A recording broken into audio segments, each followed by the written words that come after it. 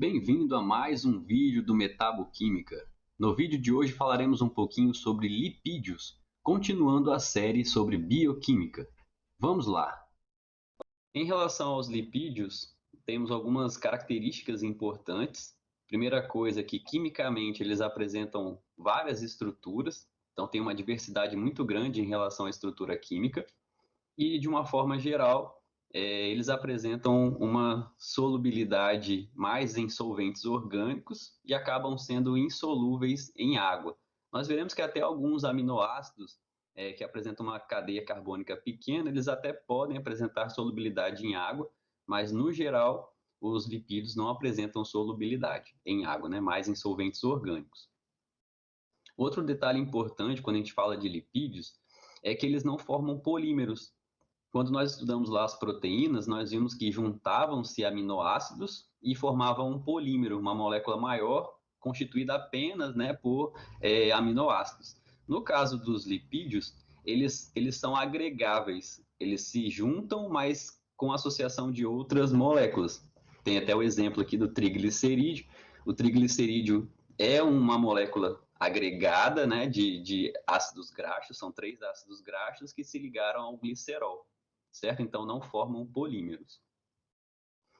Outro detalhe importante é em relação à cadeia, pode ser de cadeia aberta ou fechada. Nós veremos daqui a pouco que os ácidos graxos são de molécula, tem uma estrutura aberta, enquanto o colesterol, por exemplo, já tem o ciclopentano peridrofenantreno, que garante aquela estrutura mais fechada desses lipídios. Em relação à importância, de uma forma geral, é considerada como a quarta macromolécula em importância, até pelo ponto de vista energético, estrutural, certo? Então ela é muito, muito importante mesmo. E em relação também ao tipo de função desempenhada pelos lipídios, apresenta uma grande variedade. Nós encontramos lipídios com característica específica de armazenamento, fornecendo energia. O ácido graxo acaba sendo esse tipo. O triglicerídeo também é muito encontrado ali nos adipócitos. Em relação à característica estrutural, nós sabemos que vários lipídios também são importantes, porque constituem as membranas celulares, são formadas de uma certa forma por fosfolipídios. Apresentam outros tipos também, como os esfingolipídios, que são importantes na formação ali da bainha de mielina. Então, realmente, é muito importante que a gente entenda os tipos de lipídios, as funções desempenhadas. E, além disso, tem na forma de vitaminas.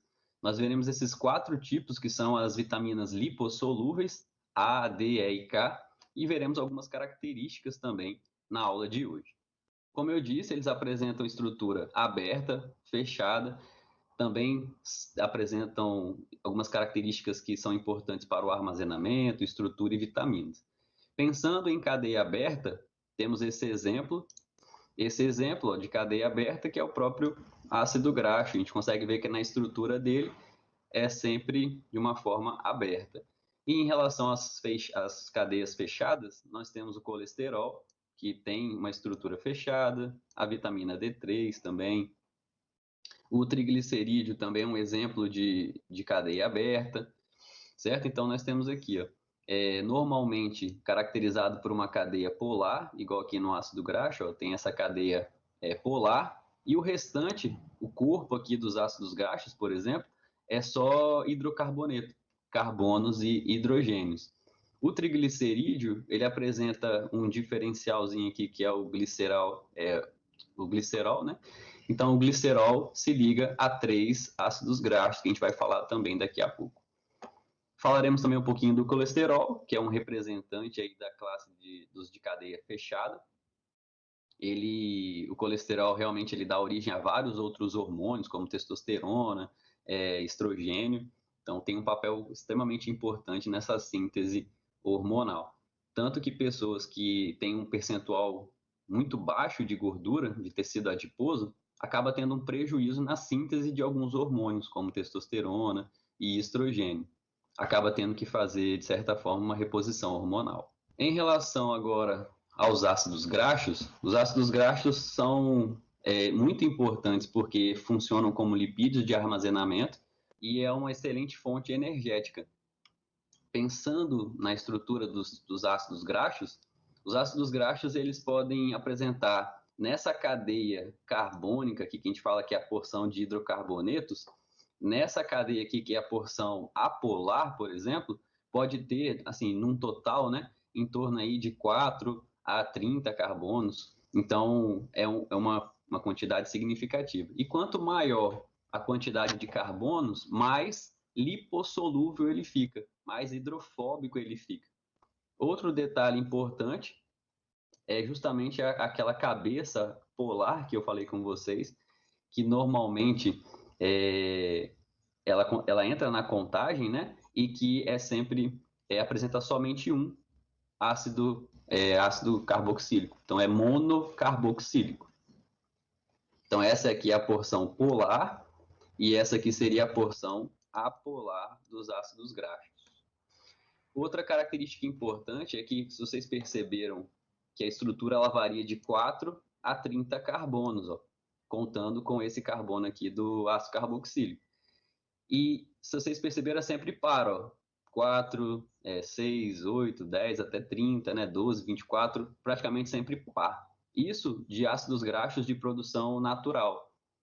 Nosso organismo ele acaba produzindo, primeiro é o ácido palmítico, nós veremos isso aí mais para frente na aula lá de metabolismo de lipídios, e o acetato é transformado juntamente com o malonil, eles se juntam e como é doado sempre de 2 em 2 carbonos, nessa síntese vai formar primeiro o ácido palmítico. E o ácido palmítico ele apresenta 16 carbonos, justamente porque é a somatória de 2 em 2 carbonos cedido tanto pelo acetato quanto pelo malonil. No final das contas, a gente acaba tendo aqui 16 carbonos, que é o primeiro ácido graxo produzido de origem natural no nosso organismo, certo? E aí, como a gente já viu, é cadeia aberta, os ácidos graxos sempre apresentam essa cadeia aberta. E outro detalhe importante é que eles podem ser sintetizados, na verdade, na sua estrutura, eles podem ser de cadeia sem dupla ligação, que a gente fala que é essa cadeia saturada aqui, igual esse exemplo que eu estou mostrando, né? Um ácido graxo saturado, não tem dupla ligação aqui nessa cadeia carbônica, e pode ser também insaturado, que é o que a gente consegue ver nessa situaçãozinha aqui, que tem uma dupla ligação entre os carbonos. Então, nesse caso, é um ácido graxo insaturado e no de cima, ácido graxo saturado. Essa diferenciação na estrutura dos ácidos graxos é muito importante. Isso nós veremos daqui a pouco, que isso define algumas características físico-químicas. Se ele terá um ponto de fusão maior, um ponto de fusão menor. Então, vai interferir muito nessas características físico-químicas, o fato de ter ou não essa dupla ligação. E, além disso, o fato de ter a dupla ligação também interfere, na verdade, na sua propriedade. Nós veremos que os ácidos graxos saturados normalmente são de origem o quê? Animal, e vem na forma de gordura, justamente pelo fato de não ter duplas ligações. Enquanto os ácidos graxos insaturados, por eles apresentarem essa dupla ligação aqui, eles normalmente são encontrados em óleos, ou seja, nos vegetais. E aí é interessante isso, ó, porque ácido graxo saturado, como eu disse, ele está na forma de gordura. E o óleo vegetal, né, na verdade, o insaturado, está na forma de óleo. E tem essa diferenciação justamente por isso, pela mudança estrutural que essa dupla ligação faz aqui no ácido graxo. Se vocês analisarem, ó, vou fazer um desenho aqui para vocês verem. Se eu tivesse só ácido graxo saturado, tá vendo que ele é sempre linear? Então isso aqui ajuda na interação entre esses ácidos graxos, enfim. Essa molécula, como aqui tem umas ligações mais fortes, e ele está em paralelo, né? A interação entre esses ácidos graxos é maior. Então, quando tem a temperatura ali, por exemplo, ele não se rompe tão fácil. Então, depende de uma temperatura mais elevada para poder romper essas interações. No caso da insaturada, por exemplo, se eu tenho insaturados, ó, ela não tem aquela mudança na estrutura que dobra. Então, eu tenho aqui outra para o outro lado, aí outra para cá. Então, essa dobra que tem na estrutura do ácido graxo faz com que as interações sejam menores. Significa que temperaturas mais baixas, como a própria temperatura ambiente, faz com que eles se encontrem na forma de óleos e não de gorduras, como a gente encontra aqui nos saturados, né? Saturado, ó, na forma de gordura, muito encontrado no animal. E os ácidos graxos insaturados na forma de óleo em temperatura ambiente, mais encontrados em vegetais. Continuando, né? Falando um pouquinho agora também de algumas outras características, esses ácidos graxos, como a gente pode ver aqui em cima, ó, nós temos ácidos graxos saturados, então o ácido mirístico, o palmítico, o esteárico e também alguns ácidos graxos que são saturados, por exemplo, o ácido oleico, o linoleico e o linolênico. Esses ácidos graxos aqui apresentam as insaturações. Esse aqui no carbono, ó, o oleico nesse carbono, tem uma dupla aqui que apresentam duas insaturações. Aqui apresentam três insaturações, certo? Então são ácidos graxos insaturados.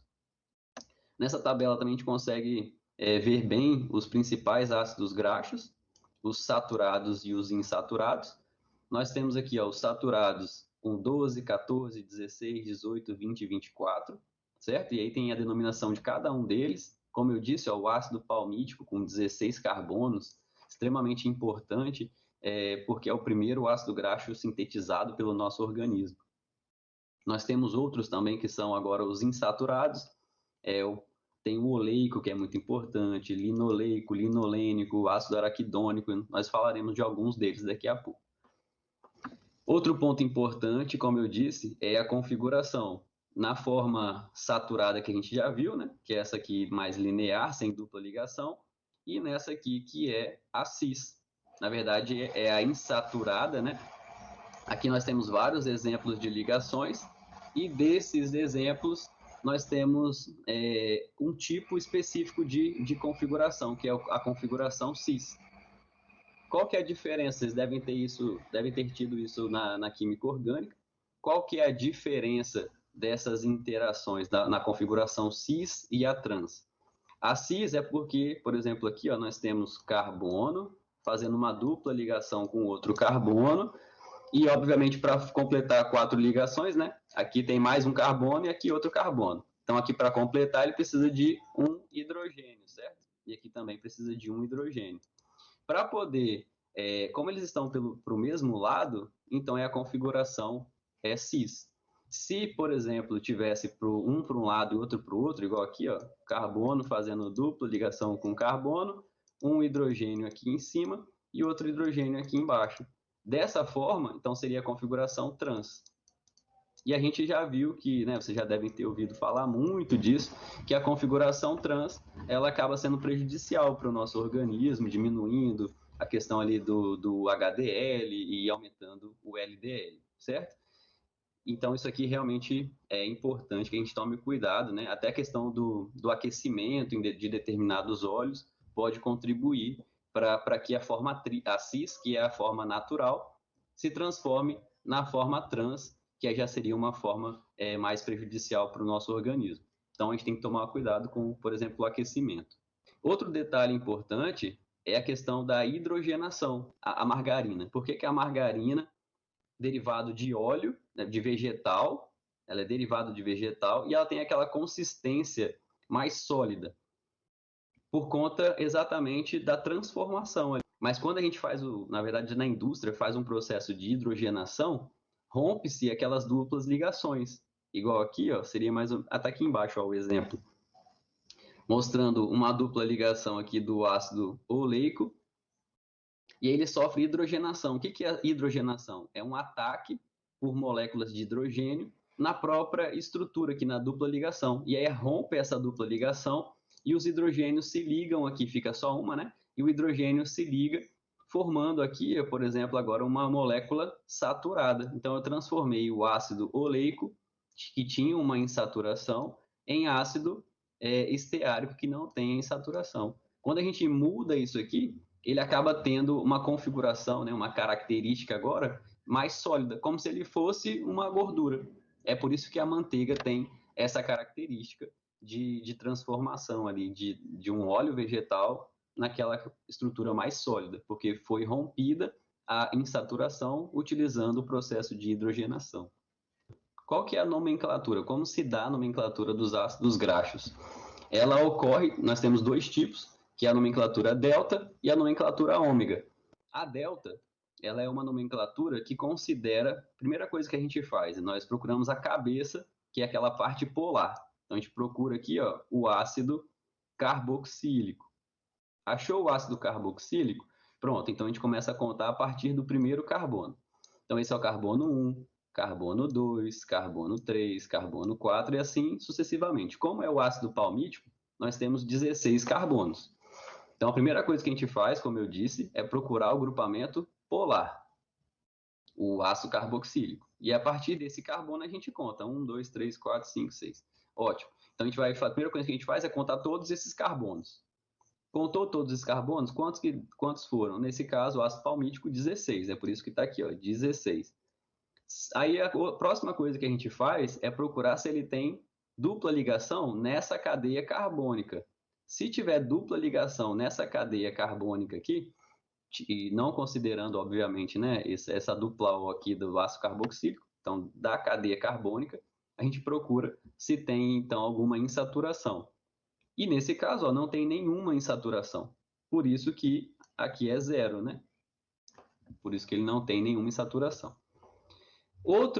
E aí se numa outra situação, igual nesse exemplo aqui embaixo, a primeira coisa que a gente faz então é procurar o ácido carboxílico.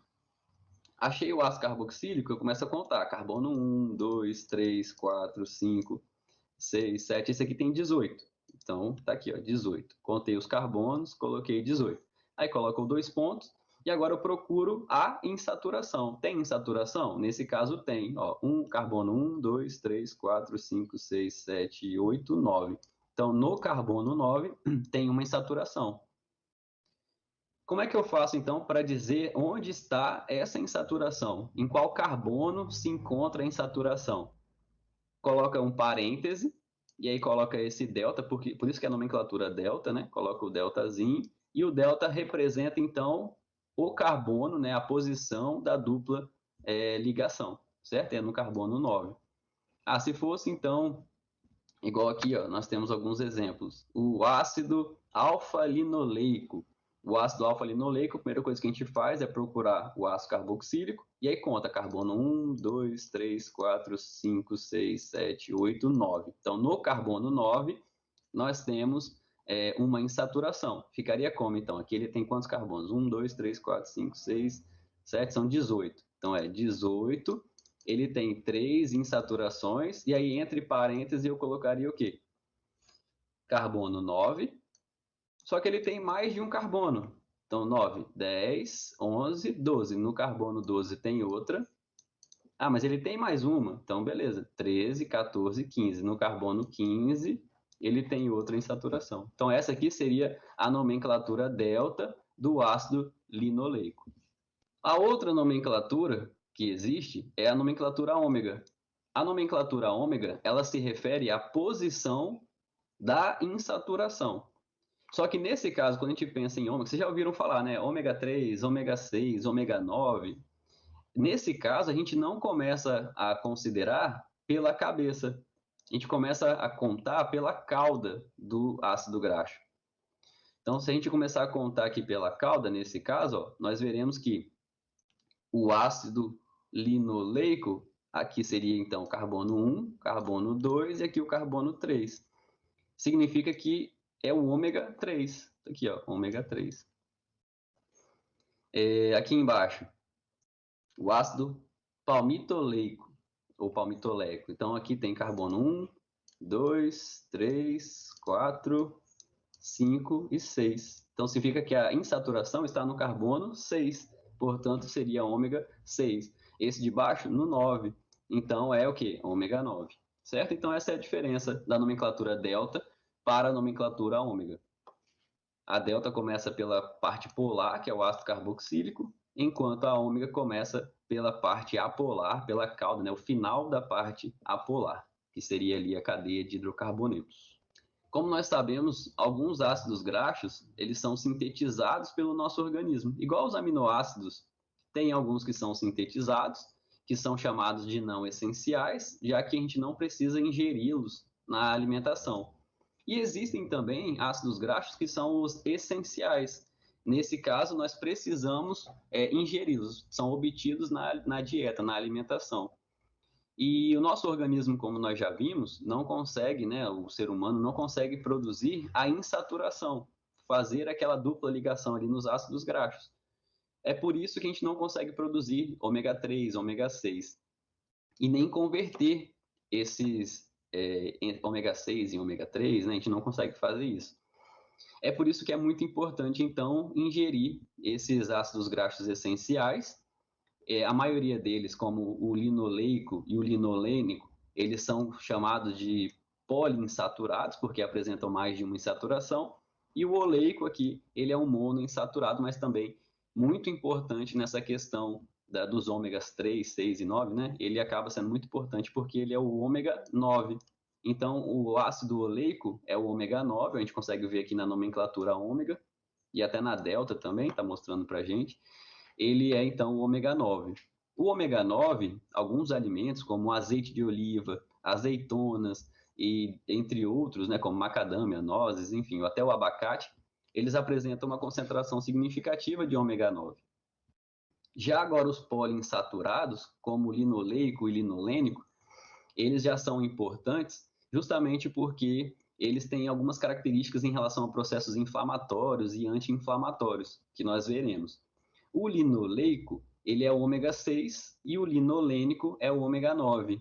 O ômega 9 é extremamente importante como ação anti-inflamatória e o linoleico tem uma ação pró-inflamatória. Ele acaba dando origem aqui, ó, eles acabam dando origem ao eicosapentanoico, né, que seria o EPA aqui, com 20 carbonos e 5 ligações insaturadas. Tem o DHA também, com 22 carbonos e 6 insaturações. Como eu disse, eles são muito importantes, eles contribuem para a diminuição de risco cardiovascular. Então, é importante ingerir esses alimentos que contêm ômega 3, ômega 6. E uma dieta rica neles acaba sendo a dieta do Mediterrâneo, por conta ali da presença muito alta, né? Concentração bem elevada ali dos ômegas, principalmente o ômega 3, né? Nos peixes. Nessa figura, a gente consegue ver um pouquinho desse mecanismo e da importância até do ômega 6 e do ômega 3. Sabemos que o ácido linoleico que a gente acabou de ver, né, e o ácido linolênico são extremamente importantes. O linoleico porque é o ômega 6 e o linolênico porque é o ômega 3. E no final, depois de todo o processo de metabolização no nosso próprio organismo, dá origem, então, a substâncias importantíssimas, como o próprio EPA, né? Que ele tem uma ação importante como anti-inflamatório aqui, ó. Enquanto o ômega 6, depois de uma metabolização no nosso organismo, acaba dando origem ao ácido araquidônico. E o ácido araquidônico, a via do ácido araquidônico, é muito importante porque forma ali prostaglandina, tromboxano e contribui para o processo inflamatório. E aí, né, muita gente acaba perguntando, mas o processo inflamatório não é uma coisa ruim? Nem sempre, né? É por meio do processo inflamatório que o nosso organismo consegue combater antígenos, substâncias externas que podem causar algum malefício, algum problema para o nosso organismo.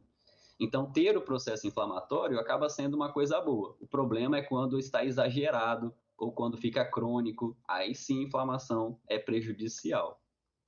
É por isso que é importante também que tenha essa regulação, esse equilíbrio entre os fatores inflamatórios e anti-inflamatórios. Quando o fator anti-inflamatório diminui muito e o inflamatório aumenta, nós temos um excesso, né, de processo inflamatório que pode ser uma situação prejudicial. Por isso que é importante ter o equilíbrio de fatores inflamatórios com anti-inflamatórios. Outro ponto importante, pensando agora nos ácidos graxos, nos lipídios, é justamente a propriedade físico-química deles. Como eu tinha falado com vocês anteriormente, essa questão aí da cadeia, né, da estrutura ser saturada ou ser insaturada, interfere muito no ponto de fusão, na solubilidade desses ácidos graxos.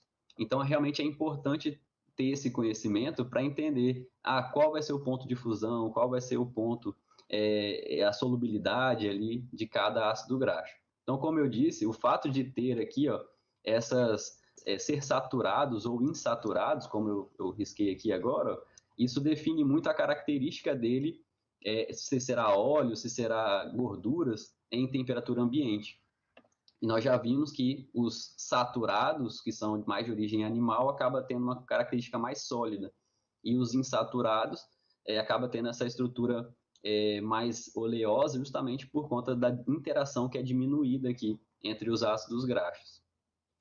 Então, uma regrinha importante que vocês devem se atentar é em relação a justamente isso, ó, em relação ao número de carbonos. Então, a primeira regrinha é: quanto maior a cadeia carbônica, ou seja, quanto mais carbonos tiver no ácido graxo, maior é o ponto de fusão, ou seja, vai precisar de uma temperatura muito maior para que esse ácido graxo mude ali de estrutura, de conformação.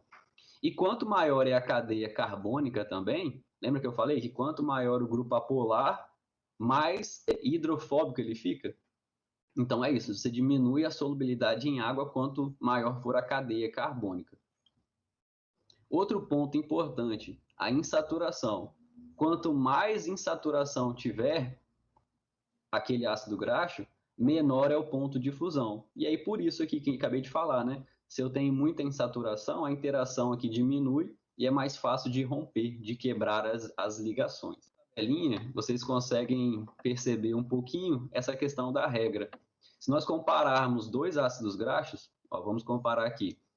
Esse aqui com 14 carbonos e esses aqui com 16 carbonos. A primeira regra que a gente falou é número de carbonos. O número de carbono interfere no ponto de fusão. Se nós olharmos a temperatura aqui que precisa para que chegue no ponto de fusão, esse ácido graxo com 14 carbonos, ele tem o quê? Uma temperatura 53,9, né? E esse com 16, que tem uma quantidade maior de carbonos, a temperatura de fusão vai para 63,1. Então ficou evidente aqui para a gente que quanto maior o número de carbonos do ácido graxo, maior é o ponto de fusão. E a solubilidade em água também ficou evidente, ó. Diminuiu bastante a solubilidade, caiu para 0,083, enquanto o com 14 carbonos aqui, ele era de 0,024, então reduziu bastante a solubilidade em água. Se nós compararmos agora esse aqui com 16, esse ácido graxo com 16, que não tem insaturações, com esse ácido graxo que tem 16 também, mas tem uma insaturação, se a gente analisar o ponto de fusão, olha só, esse com nenhuma insaturação é 63,1. E esse ácido graxo agora, que tem uma insaturação, o ponto de fusão caiu em torno de 1 a 0,5. Então a gente consegue perceber também que o ponto de fusão diminui na presença de insaturações. Então essa regrinha é muito importante que vocês entendam, que compreendam isso, que a influência realmente da cadeia carbônica tem uma influência direta. Quanto maior a cadeia carbônica, maior é o ponto de fusão e menor a solubilidade. E quanto mais insaturações, diminui o ponto de fusão, porque você diminui a interação entre os ácidos graxos. Podemos classificar os ácidos graxos também de acordo com a cadeia carbônica. 4 a 10 carbonos e são saturados, nós chamamos eles de butirosos. E temos alguns exemplos, como o butírico, o cáprico, né? O butírico com 4 carbonos, o cáprico com 10. Existem também na classificação os gordurosos. Os gordurosos, eles apresentam de 12 a 22 átomos de carbono. Como exemplo, temos o láurico e o beênico. Os cerosos, quando eles apresentam de 22 a 24. Então, são, de acordo com a quantidade de carbonos, eles são classificados de forma diferente. Os butirosos, uma característica importante, é que eles são líquidos à temperatura ambiente. E quanto mais você vai aumentando a quantidade de carbonos, mais insolúvel ele é. Então, aqui, ó, ácido graxo com 8 carbonos, ele é bem volátil e é solúvel. Quando você vai aumentando com 10 carbonos agora, ele fica insolúvel. Um detalhe importante, agora já falando mais de triglicerídeos, o triglicerídeo ele acaba sendo aquele agregado de ácidos graxos associado ao glicerol, certo? Então nós temos uma molécula de glicerol associado a vários ácidos graxos. No caso, são 3 ácidos graxos. Então aqui é a molécula do glicerol, e ao glicerol associado a 3 ácidos graxos que apresentam estruturas diferentes. Esse ácido graxo, então, ele está ligado aqui, ó, esse aqui é um ácido graxo simples, um ácido graxo saturado. Aqui nós temos um insaturado, ó, com uma insaturação. Aqui nós temos um ácido graxo com 3 insaturações, mas são ácidos graxos diferentes. Por isso a gente fala que ele é um triglicerídeo misto. Normalmente na natureza, os triglicerídeos eles são com essa conformação, eles são mistos. E os simples, eles seriam um triglicerídeo que apresentaria sempre o mesmo ácido graxo. Aí seria um ácido graxo simples. Normalmente é na indústria que produz esses triglicerídeos com característica de ácidos graxos iguais. Esse processo de junção de um glicerol com os ácidos graxos é chamado esterificação. O que seria a esterificação, então? A junção do ácido graxo com, nesse caso, né, é a junção do ácido graxo com o glicerol. Significa, então, que isso acontece em quantas reações aqui? Já que o triglicerídeo são 3 ácidos graxos, são 3 reações. Nesse exemplo, mostra para a gente aqui, ó, esse aqui é um ácido graxo, aqui é outro ácido graxo, e aqui outro ácido graxo que interagiram com o glicerol, que está aqui no meio, fazendo essa reação de esterificação. Aqui também é um outro exemplo, o glicerol ele se encontra aqui no meio, né? Aqui seria o glicerol interagindo com um ácido graxo, 2 ácidos graxos e 3 ácidos graxos, dando origem, né, a esse triglicerídeo, que também aqui é misto, porque apresenta uma diversidade ali em ácidos graxos. Agora, pensando na característica dos triglicerídeos, os triglicerídeos eles apresentam uma boa capacidade energética, já que apresentam 3 ácidos graxos na sua constituição, e acabam sendo realmente armazenados nos adipócitos, principalmente no citosol. E algumas enzimas conseguem degradar esse triglicerídeo quando precisa de energia. Essas enzimas, as lipases, elas degradam então o triglicerídeo lá do tecido adiposo e começa a liberar o quê? Os ácidos graxos. As enzimas elas fazem um processo de hidrólise, quebra então o triglicerídeo, libera ácido graxo, e aí esse ácido graxo agora, ele participa da síntese de energia. Vocês verão um pouquinho lá em metabolismo que esse ácido graxo ele tem um papel muito importante em relação à energia, porque cada ácido graxo consegue sintetizar uma quantidade significativa de energia, né? Então, realmente é muito importante. Um pouquinho mais de 2 vezes a capacidade energética dos ácidos graxos quando a gente compara com carboidratos. Carboidrato, por exemplo, gera ali glicose em torno aí de 4 quilocalorias, enquanto os lipídios, né, de certa forma, produzem 9 quilocalorias. Outro detalhe importante, que, igual eu comentei agora, se o nosso corpo precisa de energia, ele faz uma hidrólise, que é do tipo enzimática, utilizando as lipases, né, como eu acabei de falar, e existem várias lipases, lipase A1, A2, lipase C, que são enzimas importantes nessa degradação ali de triglicerídeos. Pensando agora em processos químicos que podem acontecer também para degradar triglicerídeo, nós temos uma reação que é a de saponificação, que também é muito importante, que utiliza o hidróxido de potássio, o hidróxido de sódio e acaba produzindo sabões. Como a gente pode ver aqui nessa reação, ó, mostrando a reação química que acontece. Então, degradou basicamente aqui, liberando, né, o glicerol e os ácidos graxos associados aqui à questão do sódio, né, formando então o sabão, certo? Então, tem esse processo enzimático que acontece no nosso organismo e pode acontecer também o processo químico utilizando algumas substâncias, né, que são com características básicas.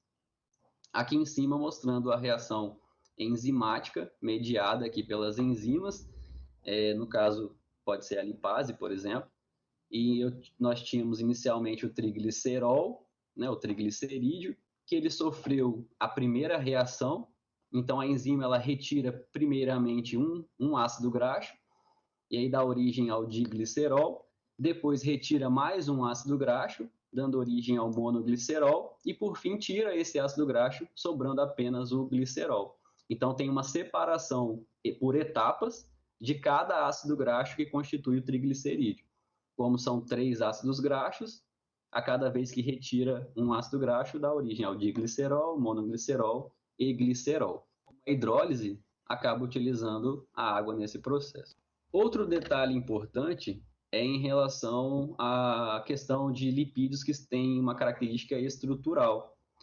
Nós temos vários lipídios que têm uma característica e participam da constituição de membranas. Por exemplo, os fosfolipídios. Nós já conhecemos sabemos que a membrana ela tem uma característica de uma bicamada fosfolipídica e basicamente, né, a porção aqui, essa porção que fica fora é a porção polar, constituída ali principalmente pela parte do fosfato, e a parte interna aqui já seria mais ou menos a importância, né, é a questão dos ácidos graxos.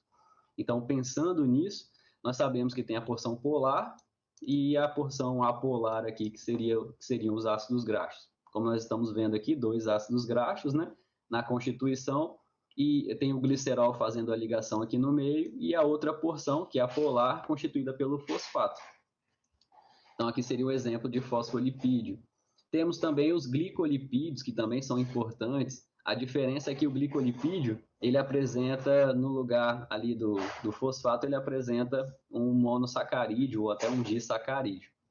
E tem também o éter de arqueias, que é de algumas bactérias específicas, que ao invés de fazer a ligação éster, faz uma ligação, em vez de fazer a esterificação, faz uma ligação do glicerol formando o éter, né? Que é o éter de glicerol. Então esse é um diferencial. Analisando essa figura aqui embaixo, a gente consegue ver ó, que isso aqui é um triglicerídeo, foi o que a gente acabou de estudar ali, que funciona como armazenamento, né? Armazenando ácidos graxos. Nós temos agora esses estruturais, que são os lipídios de membrana. Nós temos algumas classificações, ó, fosfolipídios e glicolipídios, que a gente acabou de ver, e as arqueias, certo? E aí, dos fosfolipídios, sempre nós temos na estrutura um glicerol, 2 ácidos graxos e a questão do fosfato ali ligado a um álcool, certo? Então, essa aqui é a porção polar e aqui é a porção apolar, que são os ácidos graxos. Tem os esfingolipídios, que também acaba sendo importante, como eu disse, na constituição da bainha de mielina, por exemplo. Que qual é a diferença? Os esfingolipídios não usam o glicerol, eles usam a esfingosina. Então, a esfingosina, que é um aminoálcool, ela vai interagir com um ácido graxo só e também associa-se ali com a parte polar, né, que é o fosfato masculino. Outro exemplo agora são os glicolipídios. Qual que é a diferença? É quase a mesma coisa do fosfolipídios, só que a diferença é que substitui aquele grupamento, né, com álcool e fosfato por, no caso, monossacarídeo ou disacarídeo. Então, mais ou menos essa é a diferença, certo? E também tem essa questão de ter esfingosina ou glicerol. Esses aqui são os principais representantes dos lipídios estruturais que atuam, de certa forma, na constituição de membranas. Outros lipídios importantes também são os esteróis. E aí, falando um pouquinho desses lipídios estruturais, nós temos o colesterol. O colesterol é extremamente importante no nosso organismo. Quando a gente pensa em esteróis, eles apresentam essa estrutura básica aqui, que é o ciclopentano peridrofenantreno. Essa é a estrutura básica de vários hormônios esteroidais. Então, os hormônios esteroidais apresentam o ciclopentano peridrofenantreno e, inicialmente, a maioria desses hormônios são sintetizados a partir do colesterol. Dá para ver aqui ó, que é uma pequena variação, né? Nós continuamos tendo o ciclopentano peridrofenantreno e foi adicionado aqui a hidroxila e esse grupamento, essa cadeia carbônica. Então, essa é uma pequena variação do ciclopentano peridrofenantreno que deu origem ao colesterol. E esse colesterol, por meio de reações enzimáticas que acontecem no nosso organismo, acaba transformando e formando a testosterona, estrogênio, né? A própria testosterona pode se transformar ali em estrogênio por ação enzimática, como a própria aromatase que faz isso, né? É uma enzima importante. A testosterona pode virar outros hormônios, como pode virar a dihidrotestosterona. A dihidrotestosterona, ela que tem mais efeito ali nas características sexuais masculinas, quando a enzima alfa-redutase, né, 5-alfa-redutase, atua aqui transformando testosterona em dihidrotestosterona. Então, é só para vocês perceberem que realmente o colesterol ele é extremamente importante nessa síntese de vários hormônios que são importantes na regulação, né, no funcionamento do nosso organismo. Também temos, já até falamos um pouquinho do ácido araquidônico, e depois que é formado, normalmente a partir dos fosfolipídios de membrana, a fosfolipase A2, ela transforma os fosfolipídios em ácido araquidônico, e esse ácido araquidônico agora, de acordo com a enzima que atua sobre ele, pode ser a COX-1, a COX-2, acaba formando esses sinalizadores lipídicos. Também tem a lipoxigenase, que acaba formando, que transforma, né, o ácido araquidônico em leucotrieno, que está bem relacionado a processos alérgicos, a histamina. O ácido araquidônico, quando a ação é da COX, principalmente a COX-2, acaba formando prostaglandinas e tromboxano, que é importante na agregação plaquetária. Então, ele causa agregação plaquetária quando tem para estimular o processo de coagulação. Nós temos aqui também a prostaglandina. No geral, a prostaglandina é o principal sinalizador da inflamação. Então, é por isso que é importante esses ácidos graxos e esses lipídios no funcionamento adequado do nosso organismo. E nós temos também alguns lipídios, que são lipídios sinalizadores, que aí funcionam como, principalmente as vitaminas. Vitamina desempenha vários papéis importantes no nosso organismo, até como coenzimas, que nós vimos na aula lá de enzimas, né? Então, as vitaminas realmente são bem importantes. Preferencialmente, já que estamos falando de lipídios, os lipídios que são importantes são os lipossolúveis e atuam como, por exemplo, a vitamina A, a vitamina D, a E e a K. É importante que vocês compreendam algumas características dessas vitaminas, mas o mais importante é vocês entenderem o que acontece quando falta alguma dessas vitaminas. Então, a vitamina A aqui, ó, que é conhecida como retinol, que se transforma em retinal lá na visão, por exemplo, elas são sintetizadas a partir do beta-caroteno que tem na cenoura, né? Então, realmente tem essa transformação. Nosso corpo também consegue produzir. Então, se você tem o beta-caroteno, que é aquele pigmento presente na cenoura, por exemplo, a gente transforma isso em ácido retinóico, no caso, né? No caso, vai se transformar ali na vitamina A, que é o retinol. E aí esse retinol acaba sendo também muito importante na questão da visão, naquela capacidade de acuidade visual para melhorar a visão na diferença de luminosidade, certo? Então é realmente muito importante que tenha uma ingestão adequada de vitamina A ou de beta-caroteno para que venha produzir essas vitaminas. Também é encontrado, né, no caso a pele, aqui seria mais o ácido retinóico, também conhecido como tretinoína, e na pele, essa vitamina A ela acaba atuando preferencialmente como um hormônio e acaba estimulando o desenvolvimento da própria pele. Por isso que é importante, né, que tenha-se a ingestão adequada, para evitar problemas de visão, como a cegueira noturna, e também contribuir para uma pele com uma qualidade um pouco menor. Quando falta, normalmente a pele fica mais seca. Já a vitamina D, também conhecida como colecalciferol, também pode ser produzido no nosso organismo. É produzido inicialmente na forma de pró-hormônio e depois é transformada, convertida na forma de hormônio ativo. E é muito importante na regulação da captação de cálcio e fixação de cálcio nos ossos. Então, ela acaba regulando esse processo de colocar e retirar cálcio dos ossos. E quando falta, tem aqueles quadros de raquitismo e de algumas deformações causadas pelo raquitismo, porque não tem a calcificação adequada. Então lembrem disso, né? Faltou vitamina A, cegueira noturna e secura na pele. Faltou vitamina D, raquitismo é uma das principais complicações. A vitamina E tem uma ação antioxidante muito importante. Sabemos que substâncias antioxidantes são extremamente importantes, já que várias doenças acontecem por conta da formação ali de radicais livres em excesso. Então, ter substâncias antioxidantes, até o envelhecimento mesmo. Então, é importante que se tenha substância antioxidante para combater isso. Outro detalhe importante é que quando falta vitamina E, a pele fica mais escamosa, pode ter fraqueza muscular e até esterilidade. Então, realmente, a ingestão de vitamina E também é muito importante. Por último, nós temos a vitamina K, também conhecida como filoquinona. Ela é extremamente importante no processo de coagulação, no processo de ativação dos fatores da coagulação, fator 10, né, acaba precisando da vitamina K para isso acontecer. Então, tem que ter vitamina K para você ativar os fatores da coagulação e ter uma coagulação adequada. Então, é importante que isso, que vocês entendam, que a vitamina K, ela contribui no processo de coagulação por ativar os fatores da coagulação.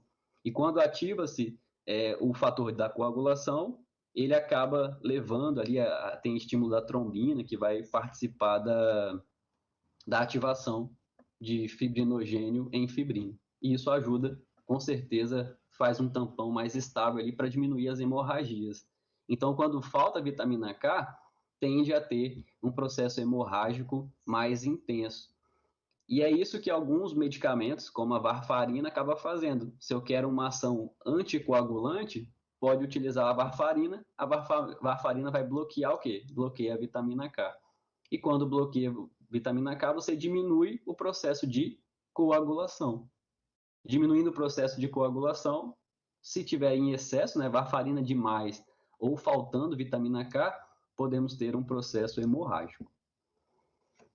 Então, basicamente, gente, essa aqui são as principais características dos lipídios e as suas classificações. Em relação aos lipídios, são esses tipos, então ácidos graxos, os triglicerídeos formados por ácidos graxos, colesterol, nós temos aqueles de membrana, que são importantíssimos, né? Os glicolipídios, os fosfolipídios e também alguns estruturais, como o colesterol, as vitaminas, o próprio ácido araquidônico, que é extremamente importante. Então, esses são os principais lipídios de importância. Se você gostou, deixe seu like, se inscreva no canal e até a próxima.